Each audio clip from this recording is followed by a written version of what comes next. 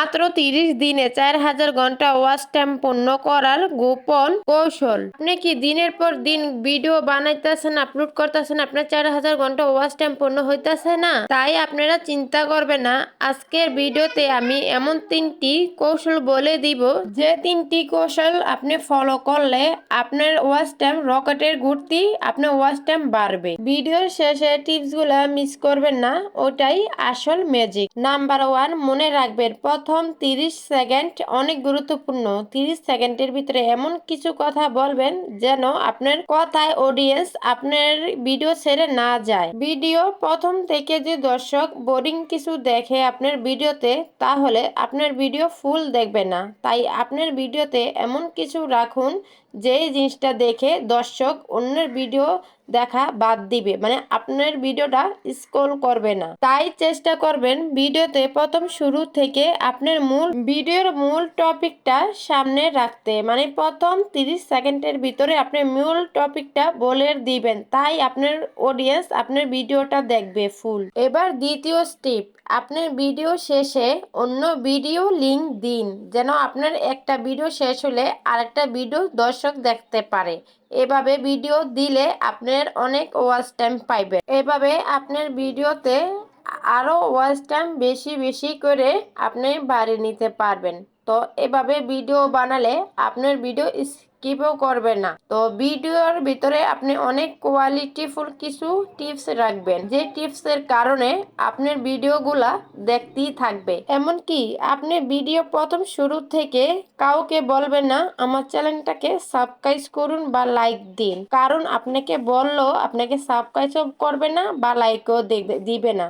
কারণ এই কথাগুলো বললে ভিডিওটাকে বোরিং মনে করবে, আর মনে করবে ভিডিওতে কিছুই নেই শেখার মতো, তাই ভিডিওটা স্ক্রল করবে।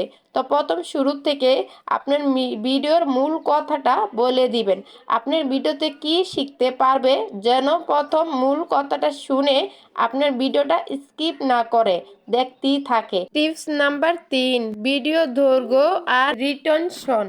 মানে হলো সবচেয়ে গুরুত্বপূর্ণ টিপস হলো এটাই, ভিডিও দৈর্ঘ্য। আমরা অনেকেই এটাই ভাবি বেশি বড় ভিডিও দেখলে অডিয়েন্স দেখবে না, স্কিপ করবে, অনেকজনে আছে এই ভেবে অনেকজন আর বড় ভিডিও দেয় না। কিন্তু আপনাদেরকে সাজেস্ট করব 3 মিনিটের বা 4 মিনিটের 5 মিনিটের ভিডিও না দিয়ে 8 মিনিট বা 9 মিনিট বা 7 মিনিটের ভিডিও দিবেন। কিন্তু আপনার ভিডিও যত দৈর্ঘ্য হবে আপনি ওয়াচ টাইমটা তত বেশি পাইবেন। তাই চেষ্টা করবেন ভিডিও কেউ দেখুক বা না দেখুক আপনার ভিডিও বড় বড় দৈর্ঘ্য, মানে বড় বড় ভিডিও আপলোড করতে। কেননা আপনি যত বড় ভিডিও আপলোড করবেন তত আপনি ওয়াচ টাইম পাইবেন। তা আপনাদেরকে আমি বুঝাইতে পারছি, কেউ দেখুক বা না দেখুক আপনি বড় ভিডিও আপলোড করবেন আপনার ওয়াচ টাইম গেইন করার জন্য। আরেকটা কথা মাথায় রাখবেন, আপনি ভিডিওতে এমন কিছু টিপস বলবেন যে টিপসটা শুনে আপনার ভিডিওটা দেখে উপকারী মনে হয়। যত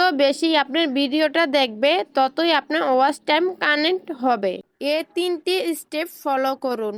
আর আপনি যদি জানতে চান আপনার ভিডিও কিভাবে ভাইরাল হবে, তো তাহলে আমার চ্যানেলটাকে সাবস্ক্রাইব করে লাইক দিয়ে আমার সাথে যুক্ত হয়ে যান আর পরবর্তী ভিডিও দেখার জন্য।